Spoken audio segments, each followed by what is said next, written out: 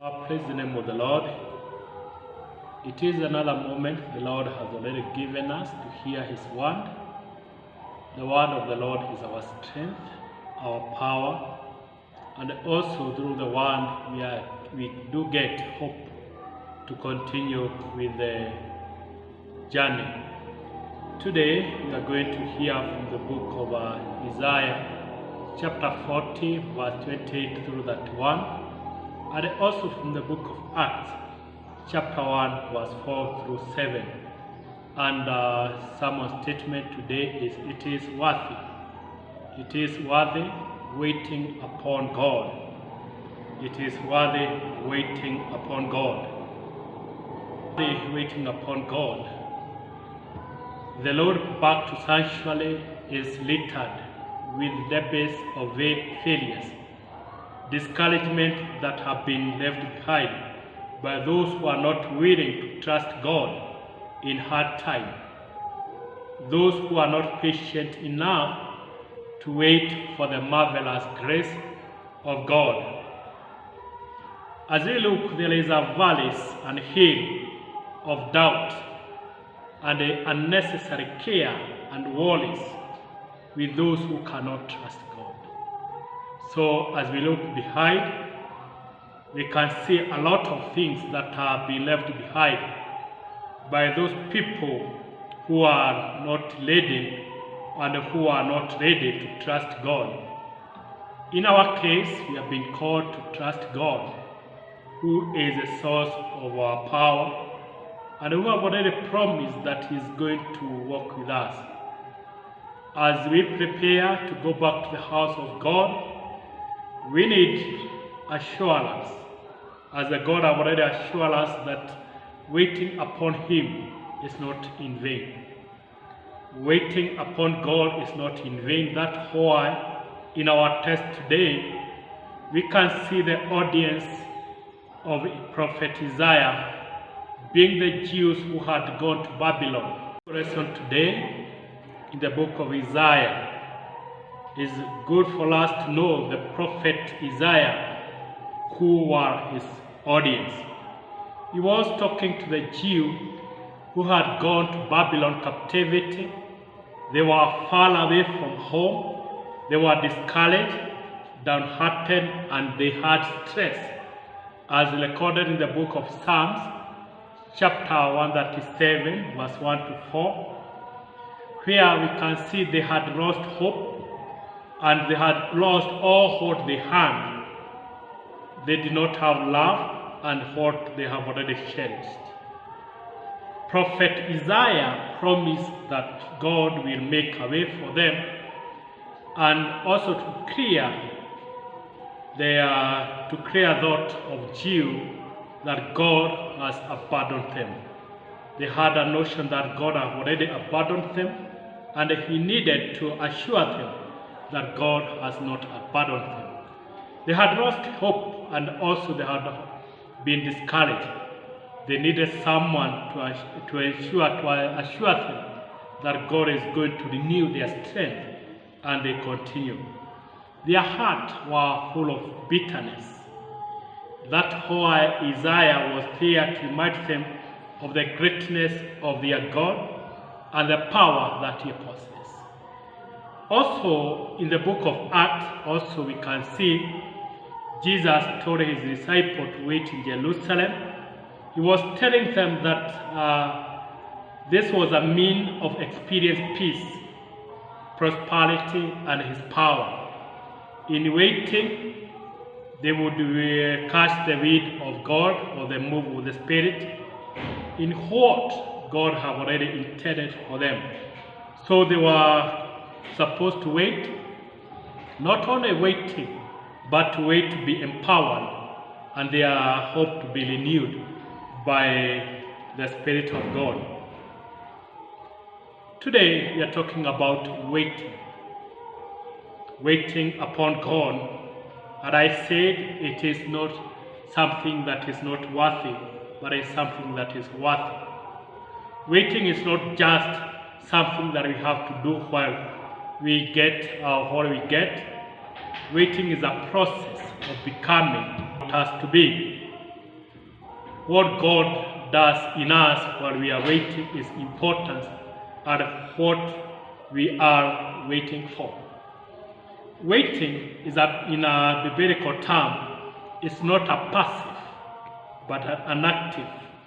It's a process. It's something that we need to do, not as a way to escape the trouble that we are facing day in, day out. Waiting does not mean doing nothing. It is not a fatal resignation. It is not a fading from a present reality. Waiting is doing what God has already ordered us to do. So waiting is one element of obedience. It's also an element of service. So waiting, we are not going to evade from a present situation, nothing that are not good with us, but waiting is being active in God's service. I want to talk about four things today. One, those who wait are those who work. That is, you cannot sit down and say that you are waiting if you are not working. Because we know that our work is not in vain. So when we are working for God, when we're in a service for God, it's not in vain. We can see a farmer. We can term that a farmer is waiting for the harvest because he has done his work. He has cleared the ground. He has tilled the land. He has sown the seed, watered the plant, weeds the plant. Then we can talk that where farmer is waiting for the harvest. So those who wait on God must be in an assignment and they continue with their assigned task, being confident that the God has a purpose for whatever they are doing. Is something that we need to know that by the end of the day, we are going to receive our reward. So while waiting, it's better for us to be confident and also to employ some discipline and also to have expectant heart and being active. Sometimes it's also worthy to note, waiting can be painful. When we are clinging to God, well, we do not know what God purposed for you, but you are waiting day in, day out that is going to turn out to be the best in your life. It's something that you are waiting that you are going to reap a reward while you are waiting. So waiting is not a matter of sitting down. It's a matter of service. It's a matter of working in God's vineyard. The point number 2 that I would like to talk about is those who wait upon God. God is going to supply power to them to overcome all trials and temptation and trouble. Those who wait upon God, God is going to give them power to overcome trials, trouble, and other challenges. The ever-increased power of evil surrounding us, the helpless of flesh, and the constant struggle with sin, we need a superpower. We need a superpower, and it's only God can give us spiritual strength to keep us going. So when we wait upon Him, He's going to supply the power we need to overcome all the struggle that we are facing. He has already assured us that He's going to renew the strength of those who are faithful. As we wait upon God, there is that aspect of being faithful to Him, because we are not going to win by our own strength, but the power of Almighty. So when we wait upon God, He is going to give us strength and power to overcome all trials that we meet on the way. That's why Zechariah, Lord is emphasizing that it's by His Spirit, not by our might, not by our power, by the Spirit of the Lord. Zechariah chapter 4, verse 6 stated. So we need to have the song of Zion, that we are waiting upon God to give us spirit, to give us power to overcome. Point number 3 that we need to reflect today is that those who wait upon the Lord will soar above all peaks of disaster, pinnacle of trouble, like an eagle. Those who wait upon God will soar above all peaks of disaster, pinnacle of trouble, like an eagle. So God is going to give us power and strength to move above all challenges. We can kind of look in the life of an eagle. That is, an eagle is in a position, he has power to move up many meters above the ground.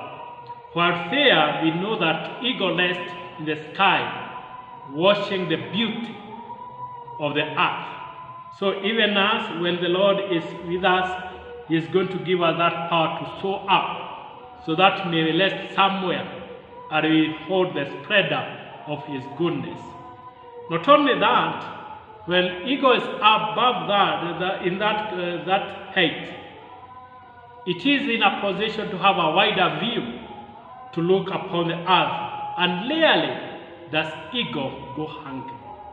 Not only that, the eagle does not even entertain the challenges of other birds, though that fly in the lower